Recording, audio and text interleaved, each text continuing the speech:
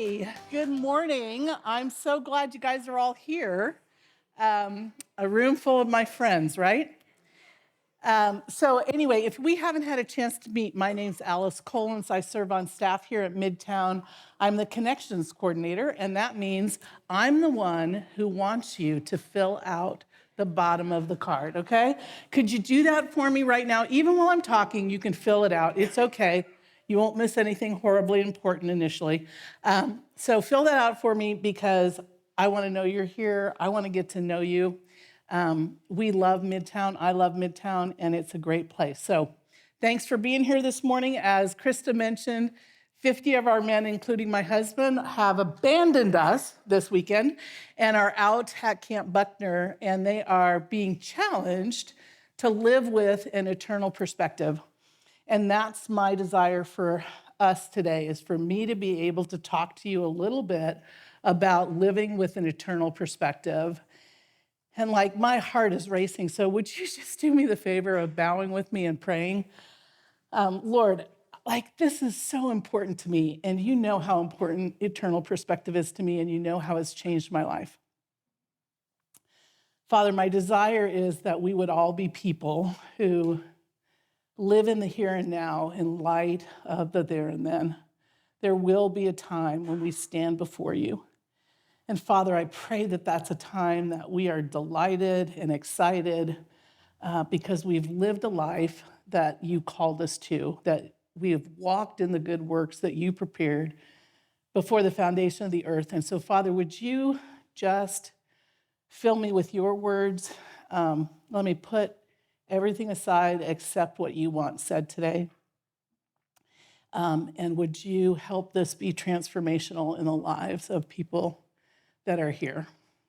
And I ask all those things in the powerful and very precious name of Jesus. Amen. So, living with an eternal perspective might be a new idea for you. It was for me 28 years ago when I first started hearing about it. And so let me read you a quote from a book called In Light of Eternity by Randy Alcorn. So Randy says, 5 minutes after we die, every Christian will understand that heaven and ultimately the new earth is our home. And this earth, under the curse, was a temporary lodging on a homeward journey. Then we will know for certain what was important and what wasn't. We will see with eternity's clarity. We will know exactly how we should have lived.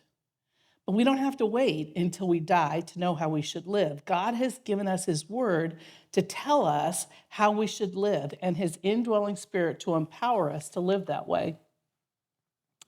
We can either take off the blinders now while we still have our earthly lives to live, or we can wait to have them taken off after death, when it will be too late to go back and change what we've done on earth.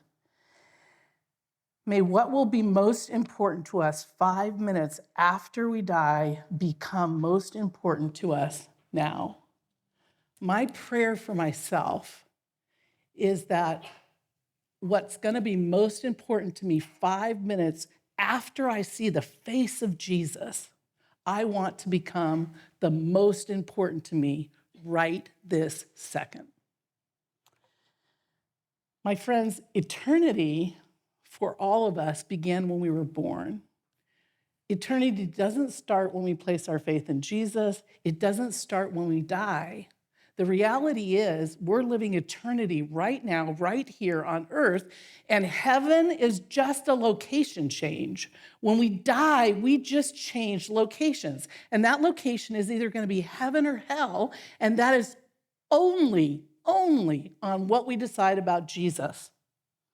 And whether we decide we're going to receive the gift of salvation, the price he paid on the cross, in order for us to be able to be united with God.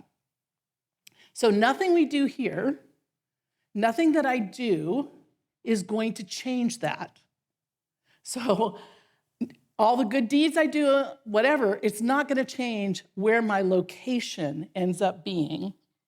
My purpose today really is to contrast two ideas or two perspectives, the temporal or the temporary and the eternal. The temporary being the here and now, the eternal being the there and then. So, will I live my life in light of eternity, as Randy Alcorn suggests, or will I live my life for today? See, I want to encourage us to live in light of eternity because that's also living in light of reality.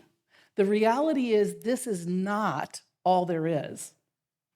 Our lives here on earth, our acquisition of stuff, our joy in doing things is not all there is. There is something more than that. And the reason I'm super excited to talk about this topic is because it is the single most transforming thing in my entire life. And so 28 years ago, God called us to come to Texas. Now, today, I love Texas. So let me just say that clearly. I do love Texas, but 28 years ago, not so much.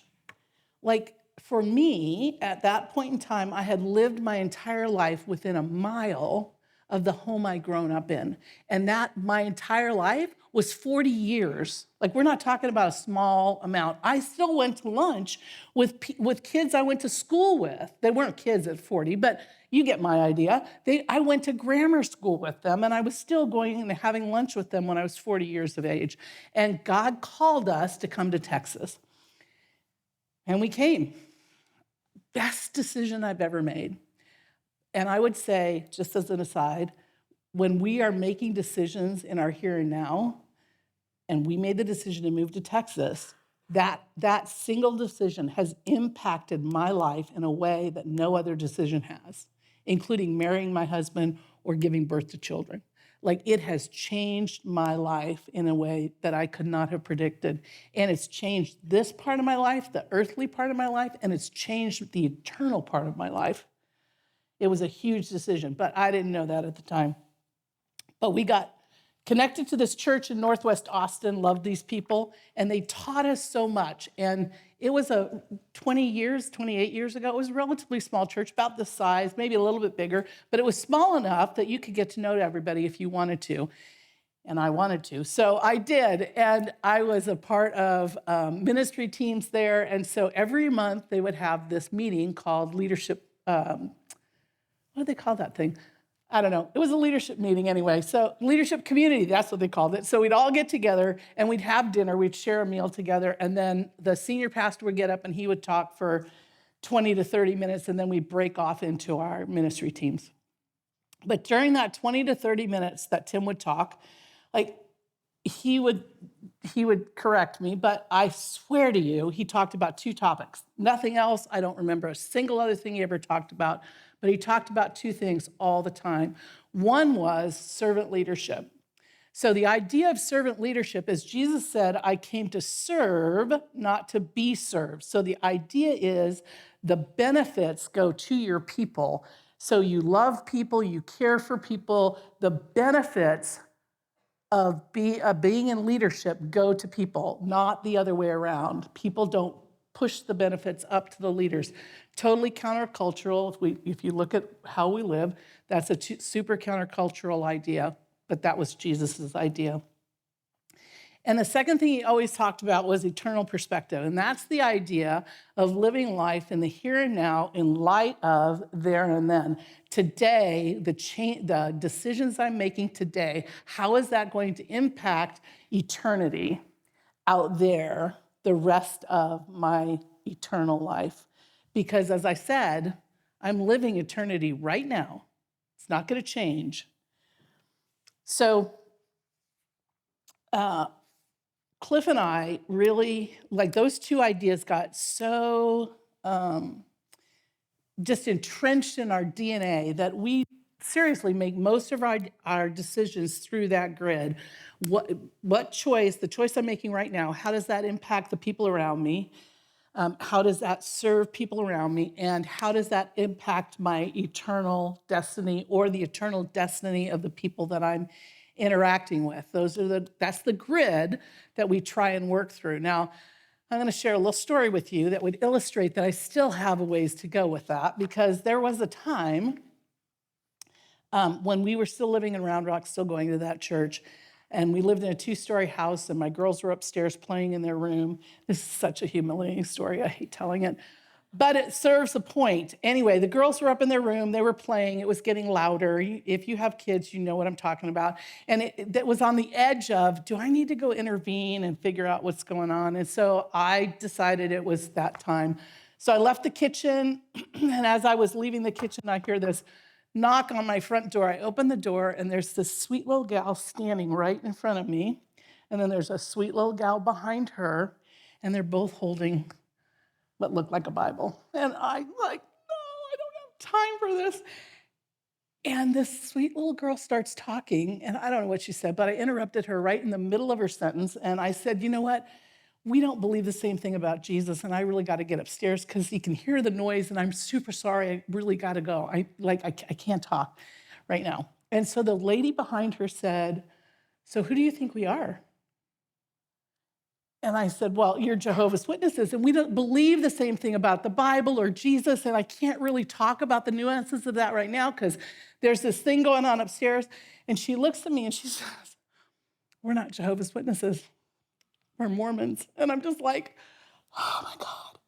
I can't think in my head quickly enough. And so what comes out of my mouth is, you're both wrong. You don't understand who Jesus is. You don't understand the Bible. I'm sorry, I don't have time. And I closed the door.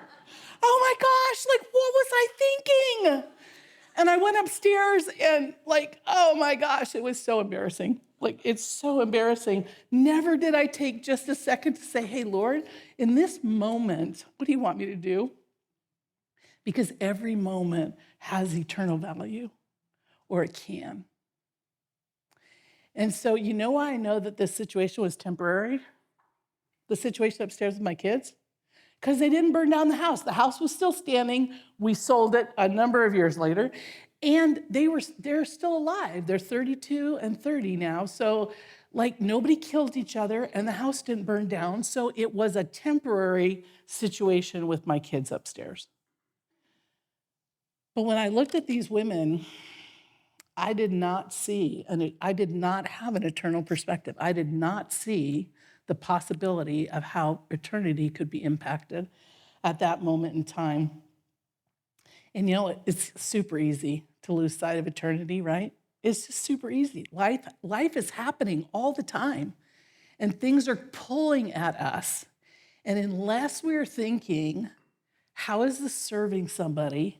Or how is this impacting eternity? Then the chances are really high that you're going to get stuck just like I did, running upstairs, taking care of the momentary pandemonium that was going on up there, because it had no impact on eternity. But the call in Scripture is super clear. For example, 2 Corinthians 4:18 says, so we fix our eyes not on what is seen, but on what is unseen, since what is seen is temporary, but what is unseen is eternal. Colossians 3:1-2 says, since then you have been raised with Christ. Set your hearts on things above where Christ is, seated at the right hand of God. These verses remind us to change our perspective by focusing not on what's temporary, not on the here and now, but on the there and then, where Jesus is seated at the right hand of God. Those are the things that are eternal. And so, what are the things that we should be prioritizing?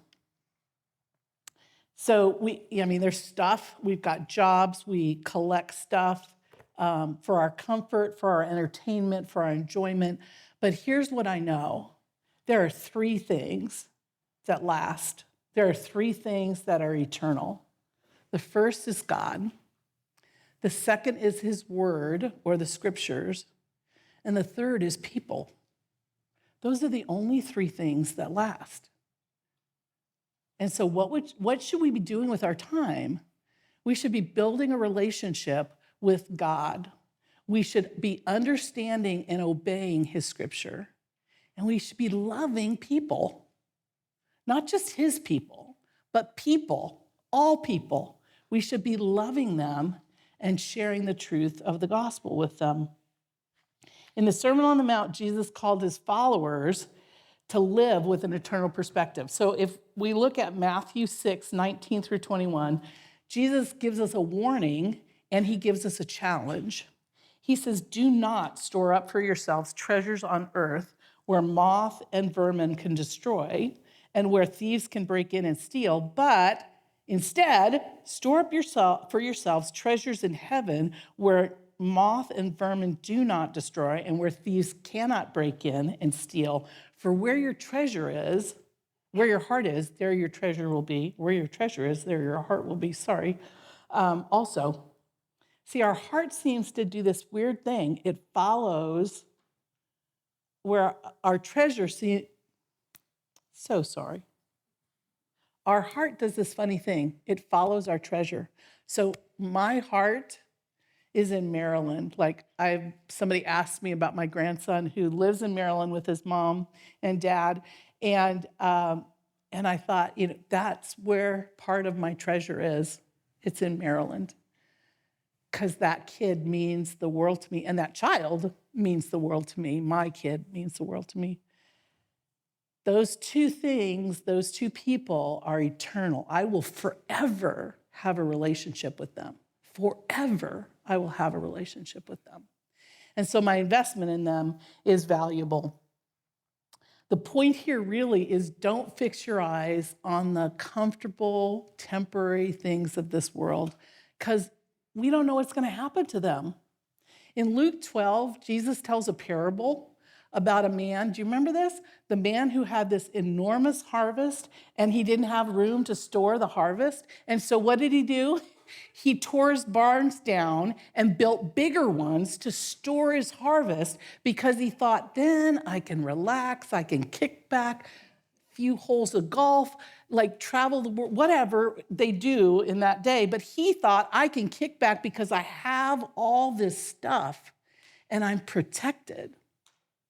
And do you know what God said? God called this man a fool, and the reason he called him a fool was because God knew that that very night he was going to demand that man's life.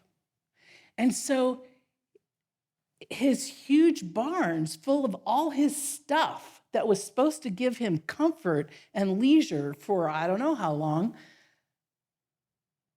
didn't matter. He was gone. It was over for him. Hebrews 11, often what we refer to as the Faith Hall of Fame in the Bible, gives us a view of our Old Testament heroes, let's put it that way. And what it starts off saying, Hebrews 11, 1 and 2 says, now faith is the confidence in what we hope for and the assurance about what we do not see. This is what the ancients were commended for. So the ancients, when you look at Hebrews 11, if you haven't, I really encourage you to do it. It is a super encouraging chapter, and it gives you a snapshot of these people. And I would challenge you to go back in the Old Testament and check out these people, because Abraham, it says Abraham was called by God to leave where he was, a place he was comfortable. I felt a little bit like Abraham when we were called to leave California. He was comfortable. He was established. He had a family. He had parents and cousins and aunts and uncles, and he had a job, and he was established where he was. And yet God called him to leave that place. Verse 8 tells us that he obeyed even though he didn't know where he was going. I kind of felt that way too. Even though I had a map, but he didn't have a map. He had God. But I felt that way too. He obeyed. And then it tells us in verse 10 why. Because he was looking forward to the city with foundations whose architect and builder is God. That, my friends, is eternal perspective. But if you go back and look at Abraham's life, like Abraham screwed up like the rest of us.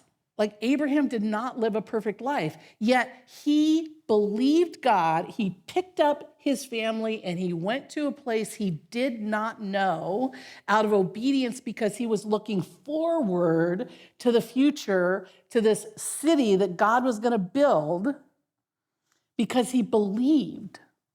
And that's what he was commended for. He never saw that city, but he believed. And he made a choice. But if you look at Abraham's life, he made lots of other choices that weren't so swell. Moses, another guy, same chapter. And Moses is commended because he grew up in Pharaoh's home. Let's all be real. Like living in the king's house would be pretty good. And yet he chose to be mistreated with his people because he was looking forward to a reward that God had for him.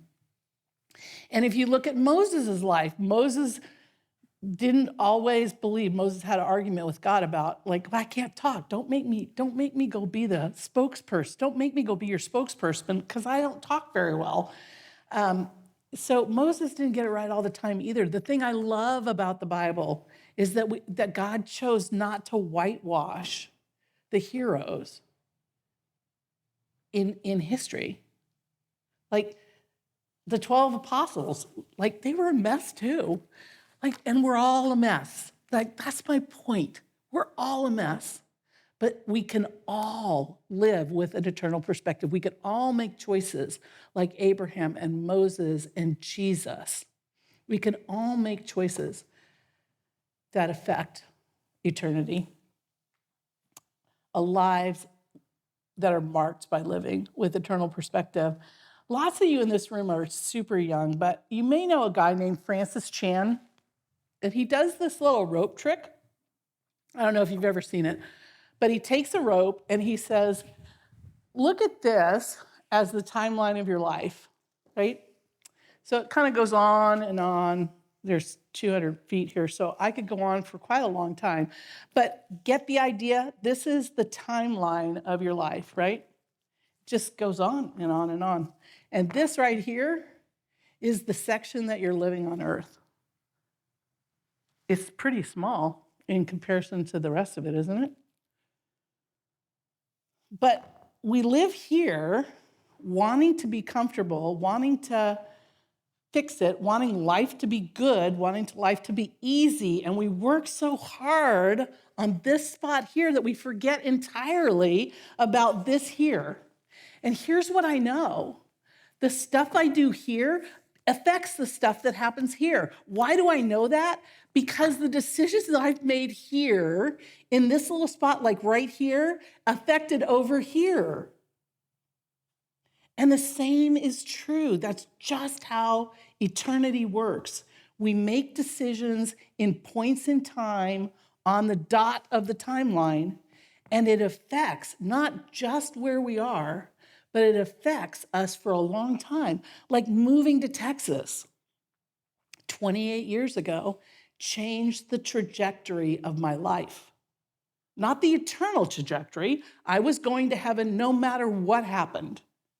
But it changed how I view everything else in life. See, sometimes we get to a place where, like, we're working, and we have a job we hate with people we loathe, but they're contributing to our 401k and they're matching my contributions. And so I'm going to do this, even though it's costing me. It's costing me my relationship with my kids. It's costing me my relationship with my life. But when I get over here, I can make it up. It'll be better. We can go on trips. We can do different things because we have the money protected, and that time will be great. We'll make it all up. But as somebody who's launched her kids and then had to sit back and look, a lot of you know this story, but had to sit back and look at the man she was married to, I don't think either of us thought that was a great thing. Like, I adore my husband. We have a great marriage. But when our last girl got launched, that was not exactly how it was. And so we had a choice. We had a choice that we could go to work and fix it, or we could do what my other friends did. They'd get divorced, or they live together in the same house and have no relationship with each other. And neither of those sounded like a reasonable thing to Cliff and I. And so I'm super lucky. I'm married to a very stubborn man. And I am the epitome of stubbornness. And so we just got to work. And we worked and we worked and we worked and we worked and we worked for years and years and years. And we have recovered. But I would suggest to you that the better choice would have been for us to do the work while we were living it, instead of making the temporary choice for the comfort of not facing into the conflict. So don't do that. It's really hard to recover.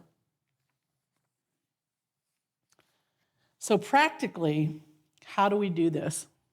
Like really, practically, how do we do it? So when I talk about perspective, I'm talking about my view of everyday life. So when I open my eyes, what do I see? What do I think about what I see? How do I respond to what I see? And what's motivating me to respond to what I see? When I saw those two women at my door, I saw an annoyance. I did not see an opportunity to impact eternity. But that was an opportunity. I could have shared the gospel with those women, or at least I could have been a better representative of Jesus and not been rude. But that was an opportunity lost, right? We have friends who've set examples for us about living with eternal perspective. So we have one friend, a family, they have 4 kids. They were saving for their kids' college funds, right? All 4 of them. Good, fabulous people, wanted to put their kids through school. That was a high priority for them. And they wanted their kids to get out of school without debt. And I watched them, one by one, give their kids' college funds away to the work of the church. And you know what? Those kids went to some pretty awesome schools, all expensive. And they all got through school without any debt. How'd that happen? I don't know. What I know is that God is faithful. If we do what he asks us to do, he is faithful to take care of the rest. I've watched him do this over and over again personally, and I've watched it in the lives of other people. I have another friend who, she and her husband raised their kids, put them through school. They were launched and gone, and it was time for them to retire. And they felt like God was calling them to the mission field. They were in their 60s. What were they doing? What were they thinking? They could have kicked back, relaxed, played a little golf, traveled, played with the grandkids when they came along.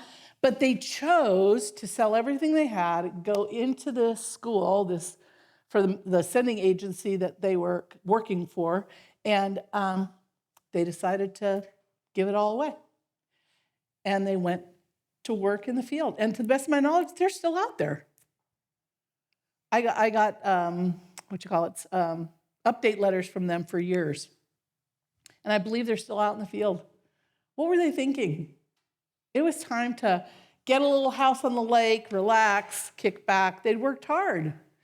But they had an eternal perspective. They saw that they had an opportunity to impact the eternity of the lives of other people, and so they took it.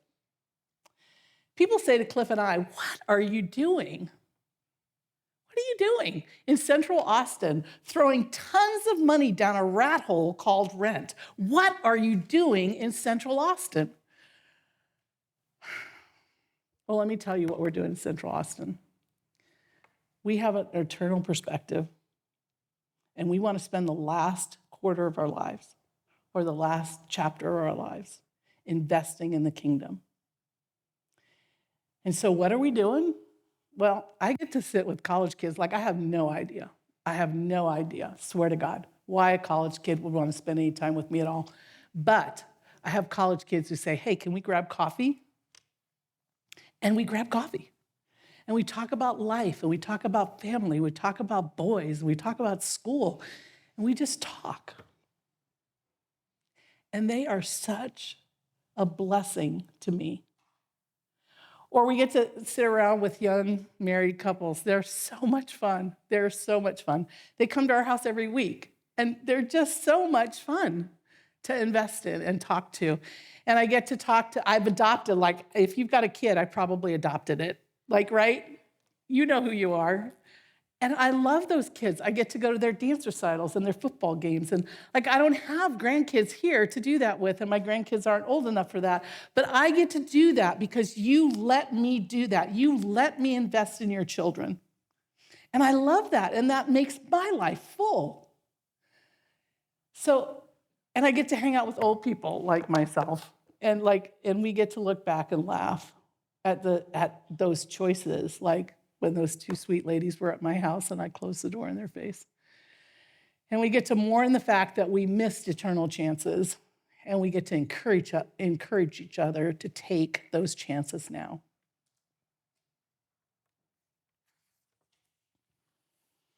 Hebrews 12, right? We talked about Hebrews 11. Hebrews 12 begins like this. Therefore, since we are surrounded by such a great cloud of witnesses, let us throw off everything that hinders and the sin that so easily entangles, and let us run with perseverance the race marked out for us, fixing our eyes on Jesus, the author and the perfecter of our faith. For the joy set before him, he endured the cross, scorning its shame, and he sat down at the right hand of the throne of God. Jesus had eternal perspective. Do you know what the joy was that was set before him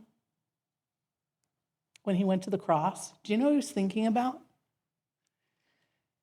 He was thinking about you and me and every person from every tribe, every tongue, and every language who chose him, worshiping before the God of the universe.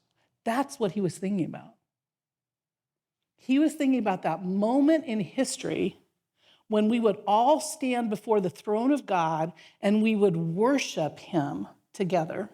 That is what Jesus was seeing in his mind.